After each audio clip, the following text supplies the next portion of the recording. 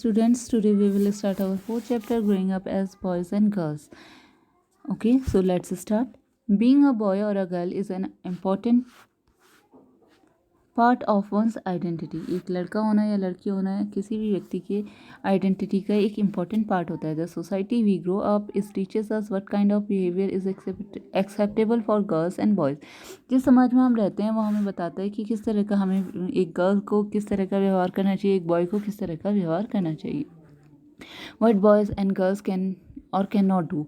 और यही समाज हमें बताता है कि लड़कियां क्या कर सकती हैं, क्या नहीं कर सकती, लड़के क्या कर सकते हैं, क्या नहीं कर सकती। But do all society look at boys and girls in the same way. लेकिन क्या प्रत्येक सोसाइटी लड़के और लड़कियों को एक ही नज़रिए से देखती है?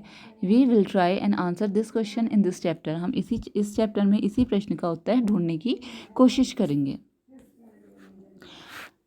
Growing up in Samoa in 1920s। अब यहाँ पर एक समोआ है, इट इज़ एन आइसलैंड, ये एक आइसलैंड है, उसके बारे में बताया गया है। तो उसमें बताया गया है कि 1920 में समोआ में जो बच्चे थे वो कैसे, उनका पालन पोषण किस तरह से होता था। The Samoa island are the part of the large group of small island in the southern part of the Pacific Ocean. Pacific Ocean के दक्षिणी भाग में समोआ आइसलैंड है। इन the 1920s, according to the research report on Samoa society, children did not go to school.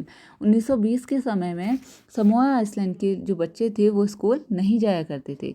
They learnt many things such as how to take care of children, do household work and from older children and from adults। तो जो बच्चे थे वो घर में घर का कार्य सीखा करते थे, बच्चों को कैसे रखते हैं, और जो उनके बड़े भाई बहन होते थे उनसे घर का जो अन्य कार्य होते थे उनके बारे में भी वो जानते थे, सीखते थे। As soon as babies could walk, their mothers and or other adults no longer looked after them। जैसे जैसे बच्चे थोड़ा सा भी चलना सीख लेते थे तो उनके जो माता पिता थे उनकी देखभाल नहीं किया करते थे। Older children often as young as 5-year-old took over this responsibility। 5 साल से बड़ी ज़्यादा उम्र वाले जो भी उनके भाई बहन होते थे वही छोटे बच्चों का ध्यान रखते थे। Both boys and girls looked after their younger siblings. दोनों बड़े भाई हो चाहे बहनें हों वो अपने छोटे भाई बहनों का, सिबलिंग्स क्या होते हैं, भाई बहन, तो छोटे भाई बहनों का ध्यान रखा करते थे। Girls had to continue looking after small children. जो लड़कियां होती थी उनको छोटे बच्चों को देखने की जिम्मेदारी दी जाती थी।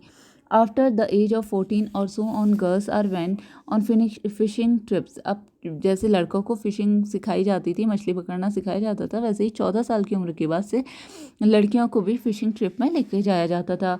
Work in plantation, learn how to weave basket, उनको सिखाया जाता था कैसे खेती की जाती है, कैसे बास्केट बनाई जाती है। Cooking was done in special cooking houses where boys were suppose to do most of the work while girls help with the preparation. उनके पास क्या होते थे, वर्क कुकिंग हाउसेस होते थे, और उन कुकिंग हाउसेस में जो बॉयज़ थे उनको ज़्यादातर काम करना होता था, जबकि जो गर्ल्स होती थी वो क्या करती थी, थोड़ी बहुत उनकी प्रिपरेशन में मदद कर दिया करती थी। ग्रोइंग अप मेल इन मध्य प्रदेश इन 1960s। अब जो आपको दूसरा एग्जाम्पल दिया गया है वो मध्य प्रदेश का दिया गया। 1960 में वहाँ पर जो लड़के थे वो किस तरह से उनका पालन पोषण होता था।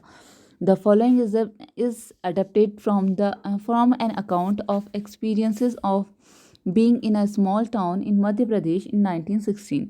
1960 के टाइम पे मध्य प्रदेश में किस तरह से बच्चों को पाला पोसा जाता था उसका वर्णन यहाँ पर दिया गया है। From class 6 onward boys and girls went to separate schools. 6ठी क्लास से लड़के और लड़कियों को अलग अलग स्कूलों में भेजा जाता था। The girls school was design very differently from boys school. जो लड़कियों का स्कूल था वो बिल्कुल अलग बनाया जाता था लड़कों के स्कूल से। They have central courtyard where they played in total seclusion and safety from the outside world. जो लड़कियां होती थी उनका जो प्लेग्राउंड होता था वो जो उनका स्कूल होता था उसके ही बीचों बीच में बनाया जाता था, और बाहरी दुनिया से उनको बिल्कुल अलग रखा जाता था। The boys school had no such courtyard. लेकिन बॉयज़ स्कूल में इस तरह के कोर्टयार्ड नहीं होते थे। प्लेग्राउंड जो होता था वो बिल्कुल ओपन स्पेस में होता था, खुला हुआ स्कूल से लगा के बनाया होता था। अधिकतर जो लड़कियाँ होती थी वो क्या करती थी, walked on streets, they looked so purposeful. जब स्कूल से बच्चों की छुट्टी होती थी, लड़कियों की छुट्टी होती थी, तो वो बिल्कुल बहुत तेज़ी से घर की ओर जाया करती थी और बिल्कुल एक लाइन में घर को जाते थे। जबकि जो बॉयज़ हुआ करते थे वो क्या करते थे, this was unlike the boys who use the street as a place to stand around idling to play to try out tricks with their bicycle. लड़के खाली इधर उधर घूमा करते थे, बाइसिकल में इधर उधर जाते थे, खाली बैठे रहते थे, इस तरह से गलियों में वो घूमते थे।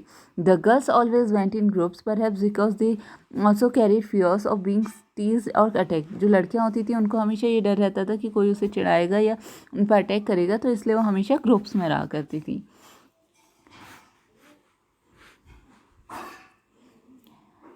There is only one way in which children grow up. अब क्या होता है, अधिकतर माता पिता जैसा खुद पले बड़े हैं उसी तरह से अपने बच्चों को भी पाला पोसा करते हैं। This is because we are most familiar with our own experience, क्योंकि हम अपने ही एक्सपीरियंस से बहुत ज़्यादा फैमिलियर होते हैं।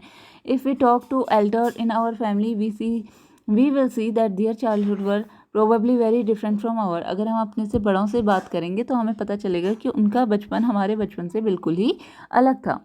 We also realise that societies make clear distinction between boys and girls. हम ये भी देखेंगे कि जो समाज है उसने क्या किया है, लड़के और लड़कियों के बीच में बिल्कुल डिस्टिंक्शन किया हुआ है। This begins from very young age. और ये जो डिस्टिंक्शन है ये बहुत छोटी एज से, छोटी उम्र से ही शुरू हो जाता है। जैसे कि लड़कियों को खेलने के लिए डॉल दी जाती हैं, बॉयज़ को कार दिए जाते हैं, ओके। और जो गर्ल्स हैं उनसे कहा जाता है कि गर्ल्स को कैसा रहना चाहिए, बहुत ज़्यादा सॉफ्टली, उनको बहुत पोलाइटली बोलना चाहिए। बॉयज़ से कहा जाता है कि आपको टफ बनना है। और अगर कोई बॉय डॉल से खेलता है तो लोग उसकी मजाक बनाते हैं। सो these are the rules which are made by our society.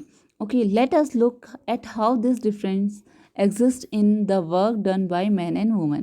तो चलिए देखते हैं कि कितने तरह से, let us look at how this difference exist, किस तरह से ये जो भेद है अभी भी पाया जाता है, किसमें हमारे औरत, जो हमारे सोसाइटी में औरतें हैं और आदमी हैं उनके बीच में ये भेद कितना अभी भी पाया जाता है, इसके बारे में हम अभी आगे देखेंगे।